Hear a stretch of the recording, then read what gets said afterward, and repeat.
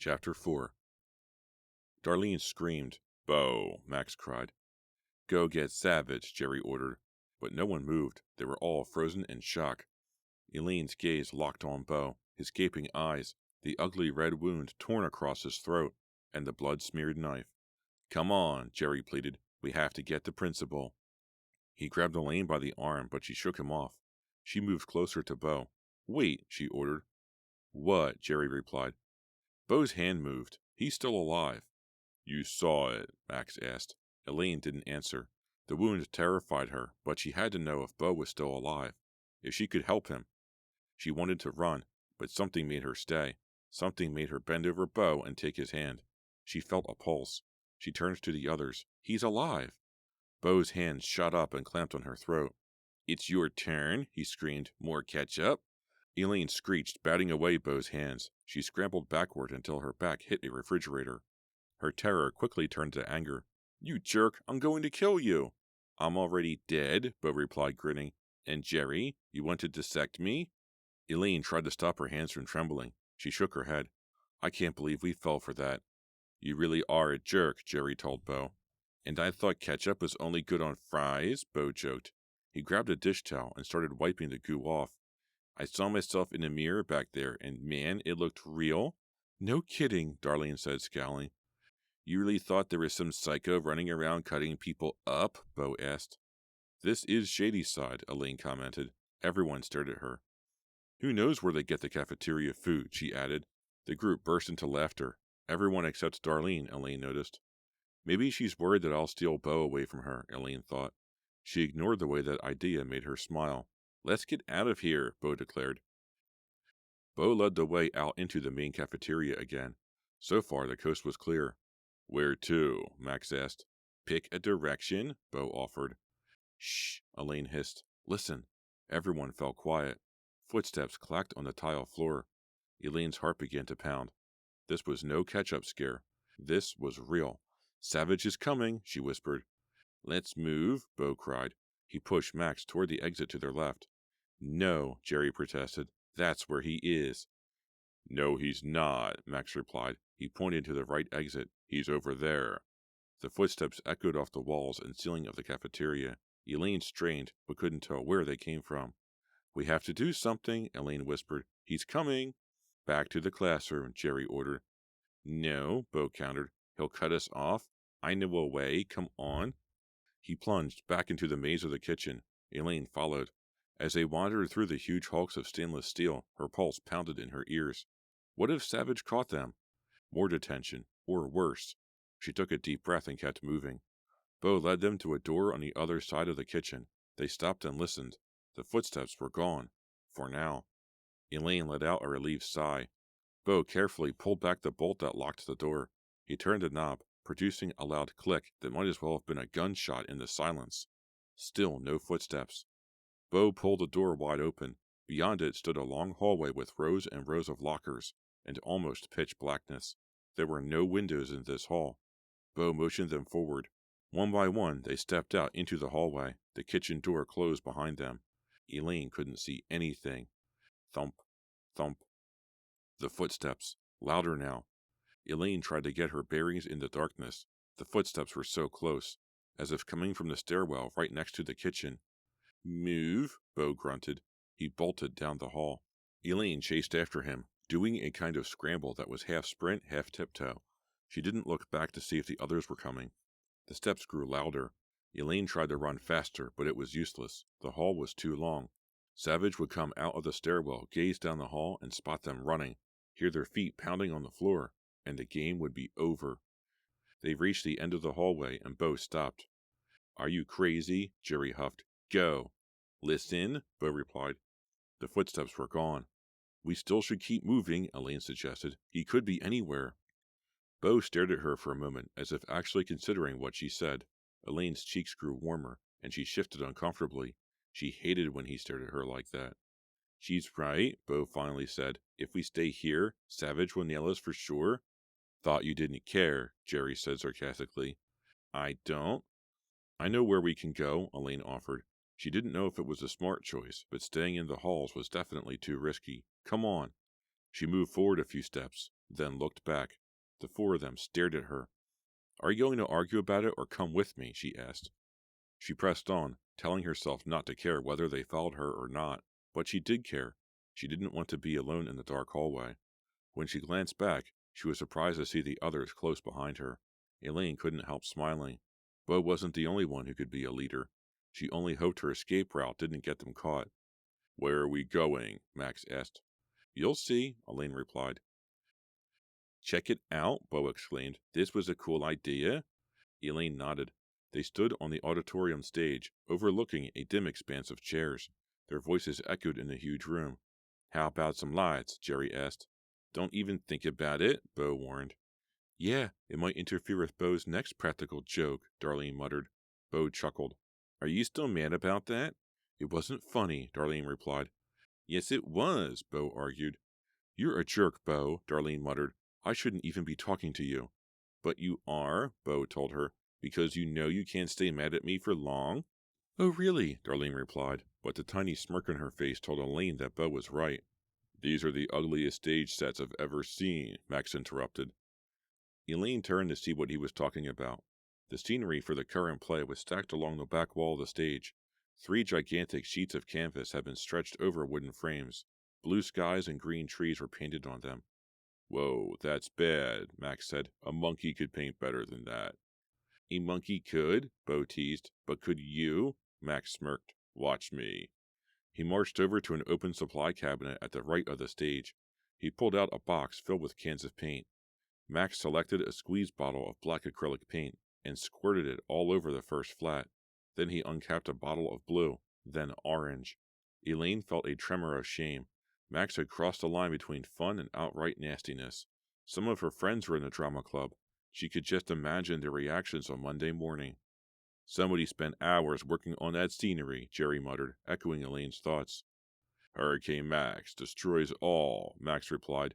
They should have posted a guard. A furious screeching sound made Elaine jump. She turned to see Bo standing just off stage, a violin in his hands. He drew the bow across the strings, and the auditorium was filled with a shrill screaming sound.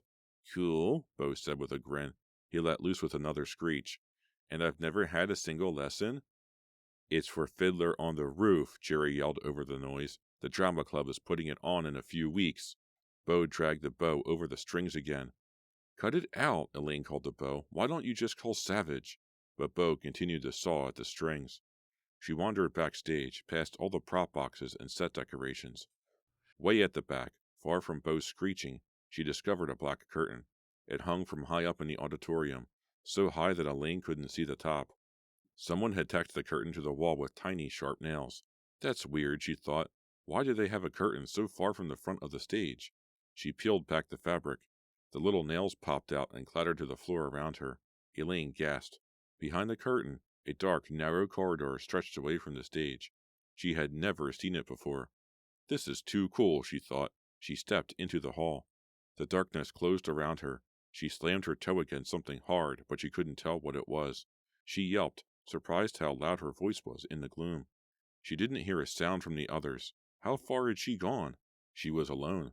A twinge of fear crept up her spine. Maybe exploring this place wasn't such a good idea. Who knew what was back here? But what could really happen? Mr. Savage could catch her, and she would have more detentions. But then another word snaked into her mind. Suspension. Elaine shook the thought away. That was crazy. Only the real problem kids got suspended. People like Bo, and Darlene, and Max. But what if they got caught? What if Savage found them on stage? She glanced around. This corridor was the perfect hiding place. It was dark enough that no one would see her. No one would ever know she was there. But she knew she should get back. She took a step toward the stage. The wooden floor beneath her groaned. A loud cracking sound followed. Then, with a splintering roar, the floor gave way beneath her. Elaine lost her balance. She flung out her arms, grabbed for something, anything to catch herself, but all she touched was air. She let out a scream as she fell through the floor. Chapter 5. Elaine hurtled through the darkness. Air whooshed by her face. Her stomach slammed up into her throat. Her lungs emptied. Then she hit the ground. Hit it hard. White hot pain rocketed up her left leg from ankle to hip. A blaze of stars dazzled her eyes. She heard a loud ringing sound in her ears. She couldn't breathe. Her heart seemed to stop. Everything went black. Then she felt cold cement beneath her. She felt the sharp, gritty steel of a ladder digging into her shoulder. She felt her heart pounding in her chest. The numbness gradually left her, replaced by specific points of pain. Her ankle throbbed. Her right elbow burned under her sweatshirt. How far had she fallen? 10 feet? 20? 50? No, 50 feet would have killed her, but 20 was a good guess. It felt like forever, long enough for her to think she was going to die. But I'm alive, she told herself, and I have to figure out where I am. She sat up, pain shooting through every joint. She ran her fingers over her ankle. It was already so swollen that she couldn't feel the bone. She tried to move it. Ow! She yelped. She'd never felt such pain in her life. Still, she knew it wasn't broken. As painful as it was, she could move it. She rubbed her elbow, feeling warm, wet skin where there should have been sweatshirt. Torn through, she thought grimly, and bleeding. A wave of nausea rolled through her. A cold sweat broke out on her forehead. Steady, Elaine murmured into the darkness. I'm okay. I'm okay. The sound of her own voice calmed her a little. She managed to sit up, feeling the steel ladder behind her. She couldn't see how far up it went. She patted the ground around her. Her hand brushed over rough concrete and bits of trash. A broken bottle, a crushed can, wet paper. Where was she? Some kind of tunnel beneath the school, she decided. But why was it here? She'd never heard anything about it. Elaine drew in a deep breath. The place smelled damp and sort of moldy. Wherever she was, no one had been down here in a long time. She had to get out of there. She grabbed onto a rung of the ladder and tried to pull herself up. Sharp pain shot through her ankle. She dropped back to the ground. That did it. Help! She yelled. Her voice echoed off the walls and up the shaft, but it came out thin and small. Anybody? She tried again. Help me! Anybody! No reply. She was alone in the dark. A wave of fear joined the nausea. What if they didn't find her? She could be down there for days. No way, she thought. She screamed again. Still nothing. Come on, Elaine roared, swinging her fist in frustration. It slammed into the concrete wall, sending a blast of pain up her arm. She winced and slumped against the sharp metal of the ladder. Sweat poured down her face. It was hard to breathe in the dank air. Then she heard a sound. A chittering sound. Elaine froze, listened. Silence now. Then again. Tap, tap. To her right. Get off the floor, she ordered herself. Elaine fumbled for the ladder, her ankle protesting every movement. She raised herself to her knees, relief flooding through her as she grasped the rough metal. She pulled herself up, and then something fell onto her neck, something warm and heavy, and alive. Chapter 6. Elaine screamed. The thing on her neck squirmed. Tiny claws burrowed into her skin. She grabbed at the thing and tried to fling it away, but it was tangled in her hair. It gave a loud squeal. A rat. Panic flooded through Elaine. She screamed again. Slimy fur smeared against her skin. Finally, she tore the creature from her hair and hurled it into the tunnel. The rat landed with a squeak. Elaine scrubbed the back of her neck with her fingers. She could still feel the rat's little claws scraping against her skin.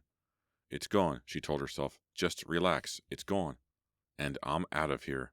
Elaine grabbed a rung of the ladder. She hauled herself to her feet, putting all her weight on her right ankle. Pain shot up Elaine's left leg. She forced herself to climb onto the first rung. A thin layer of moisture covered the metal. Her hand slipped. She fell to the floor once again. She landed on a warm, squirming lump. The lump screeched and wriggled beneath her. Elaine howled. She rolled away. The rat scurried off into the darkness. Elaine flopped onto her back, close to tears. Cool, came a voice. Elaine froze. A voice! Get me out of here, she cried. Ellen, what's her name? Asked the voice. Elaine, she growled. They found her. She heard the same creaking sound that came before she fell, and a loud slam. The glow of Bo's lighter appeared above her. It's a trap door, came Bo's voice. Someone put an old board over it. Look, Elaine crashed right through. What did you do, Elaine? Jump on it? Jerry teased. No, it rotted through, Bo said. Will you just help me? Elaine called. I hurt my ankle. Can you climb? Max asked. Anger flowed through Elaine. What do you think? I'm coming down, Bo replied. Are you crazy? Elaine heard Darlene growl. You could fall too. Elaine will break my fall, Bo joked. Even under the circumstances, that comment made Elaine smile. Now that Bo was here, she felt safer, even in this rat-filled tunnel. The ladder trembled as Bo climbed down. It creaked and groaned under his weight, drizzling bits of rust all over her. In less than a minute, Bo stood next to her in the darkness. The rest of them followed him down the ladder. Elaine grabbed his hand and pulled herself up. His skin felt warm and dry. She stumbled a bit, still unsteady on her good foot. Bo slid his arm around her waist for support.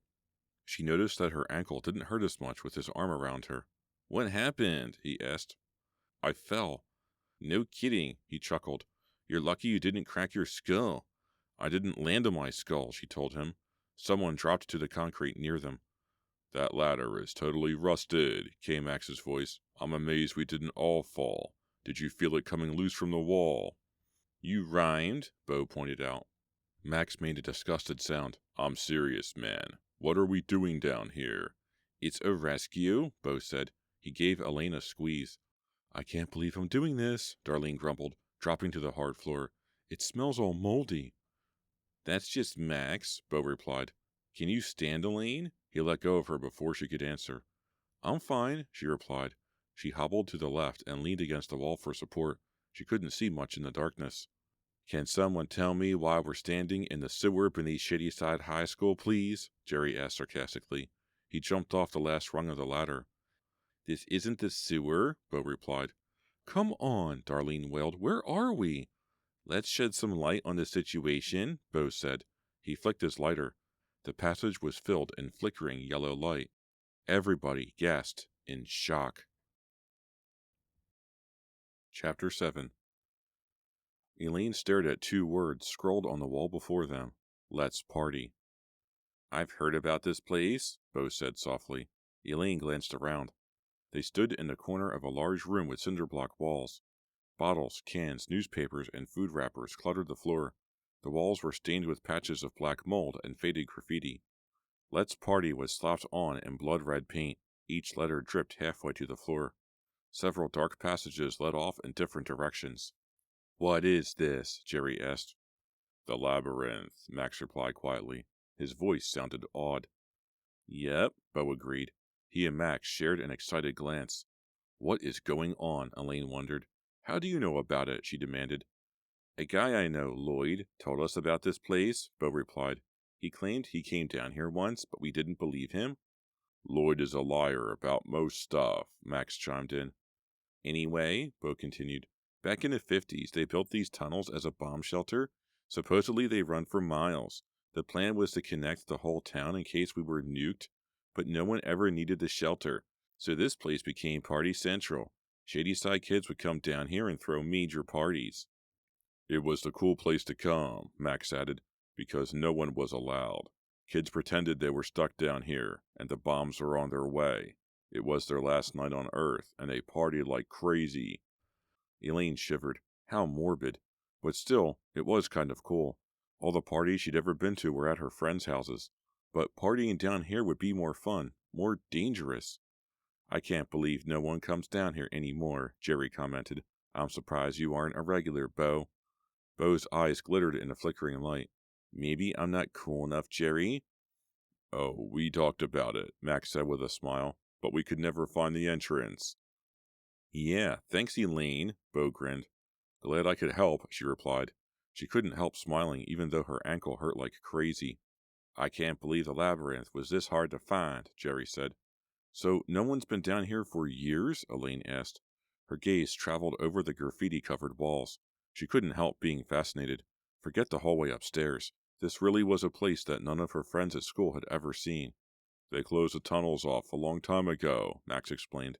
All the entrances were blocked off. Why? Elaine asked.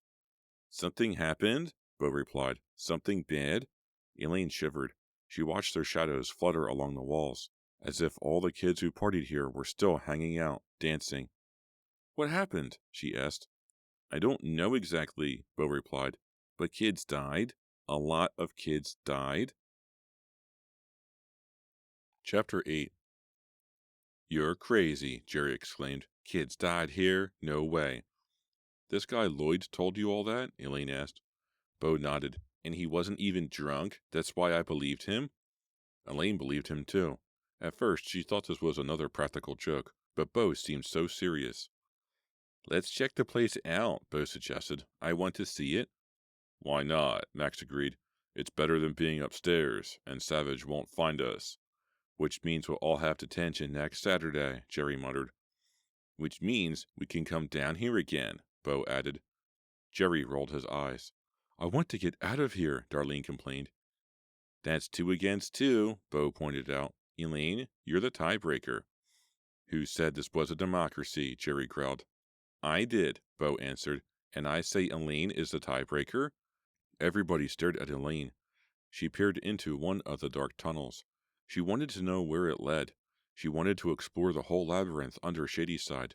But the fright of her fall hadn't left her. She still felt shaky. Her ankle hurt, but she could walk on it again, and she could feel blood running down her arm from her scraped elbow. Still, she didn't feel as bad now that she knew where she was and how to get out.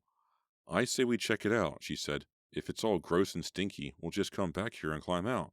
Jerry groaned. Bo's face lit up in a triumphant grin. Immediately, he knelt and began digging through the garbage on the floor. He came up with a few pieces of wood and some rotting fabric. What are you doing? Darlene asked. Making torches, Bo replied. He wrapped the fabric around the ends of the wood. My lighter is just about out. Elaine watched in surprise as Bo quickly made 3 torches. Then he rummaged in his jacket and produced a small can of lighter fluid. Elaine gasped. What's the lighter fluid for? Jerry demanded. Are you some kind of pyromaniac? What I do with my spare time is none of your business, Bo replied. He squirted the fluid on the fabric until the torches were soaked. Elaine felt worried. Bo was a little too weird. Who carried lighter fluid around them all the time? She concentrated on watching Bo. He held the lighter under the torches and they slowly came to life.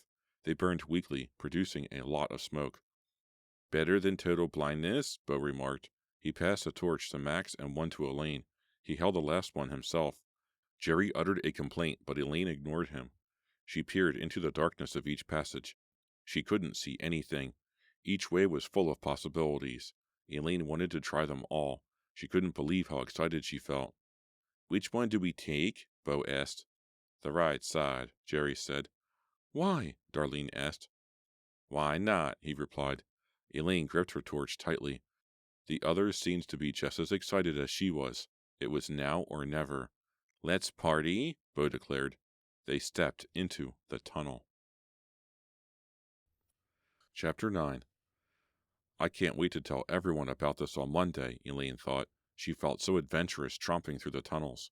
No one is going to believe me, though. No one is going to believe practical, sensible Elaine when exploring in the labyrinth. But I did. Elaine followed Bo around another corner. I'll bring something back to prove I was really down here, she decided. She studied the ground as they walked, but all she found were a bunch of old beer cans and potato chip bags. Hi-ho, it's off to work we go, Max sang softly. Elaine heard Jerry give a snort of laughter. It was pretty funny. Max was totally blowing his tough guy image.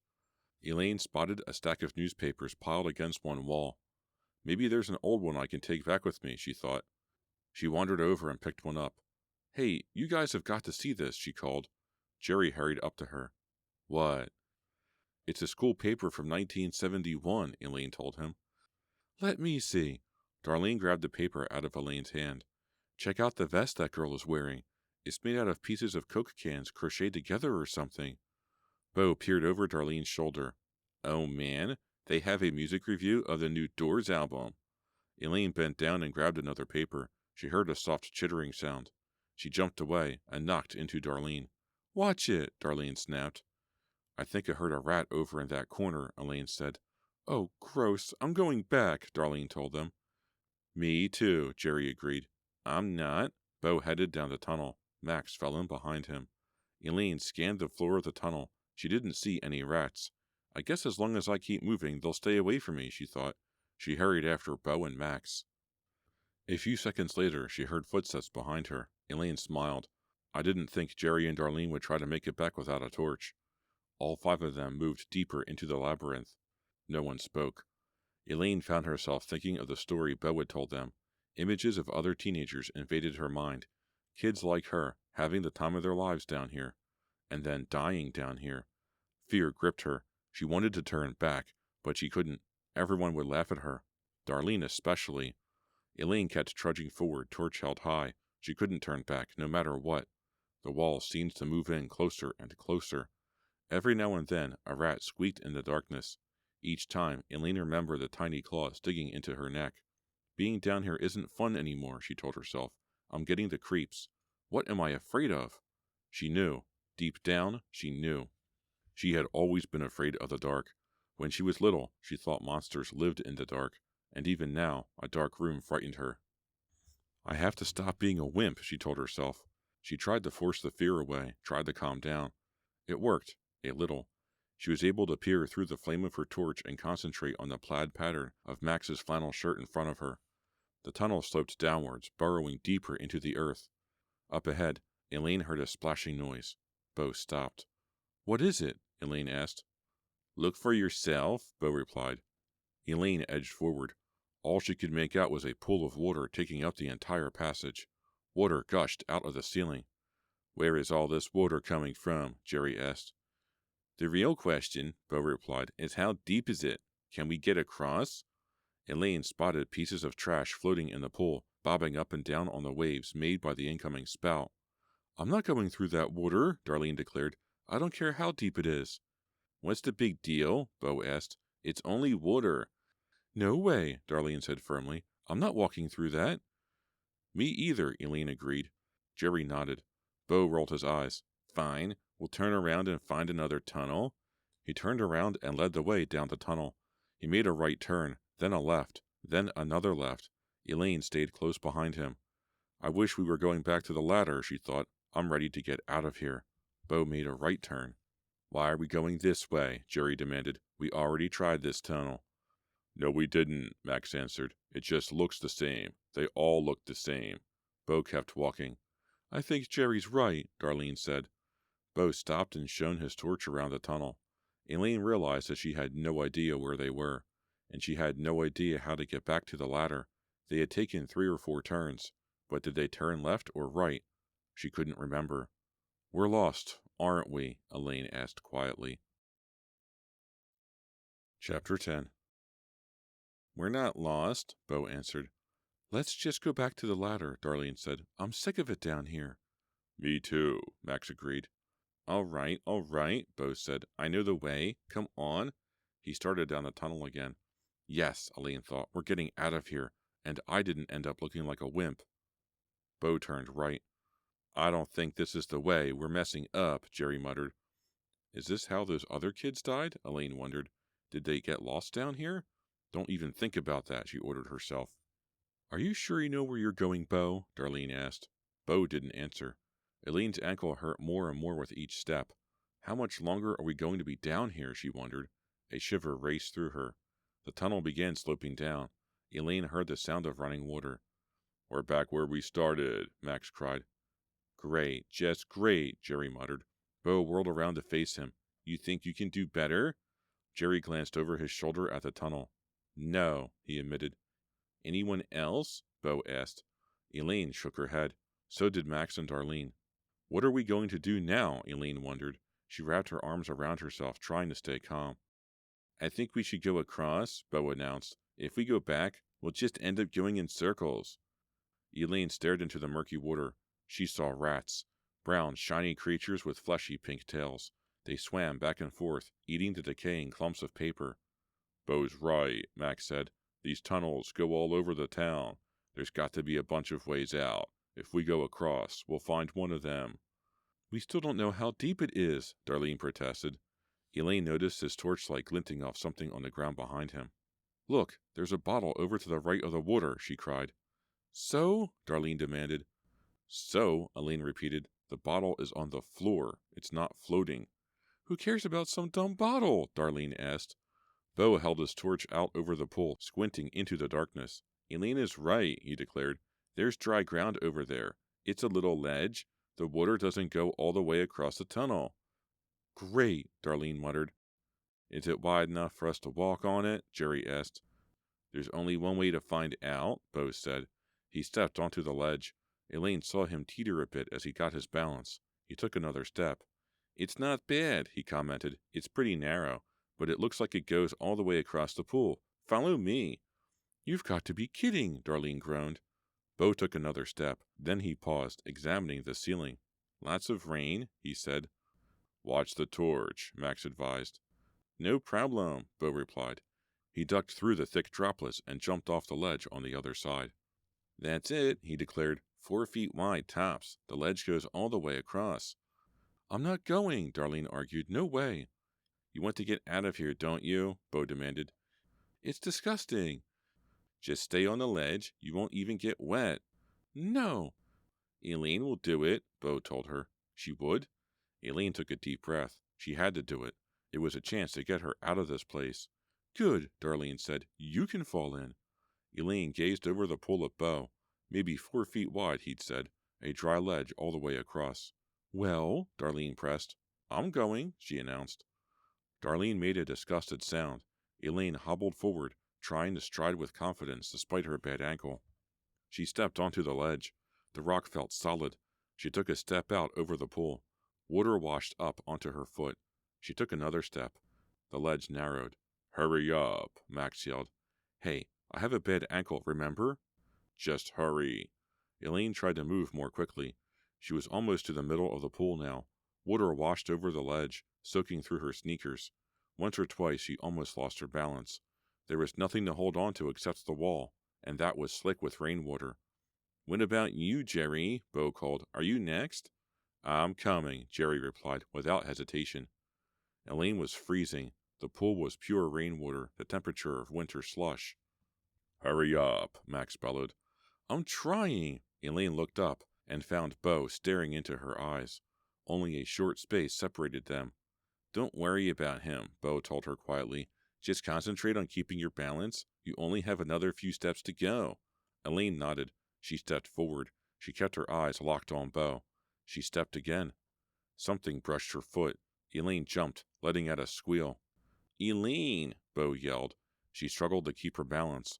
Quickly, she stepped forward. Her foot landed on something round and squirming. It scurried out from under her, throwing her backward. Her sneaker fell on the lip of the ledge and slipped. Elaine dropped into the water. She tried to scream, but her mouth filled with water and she began to choke on the putrid liquid.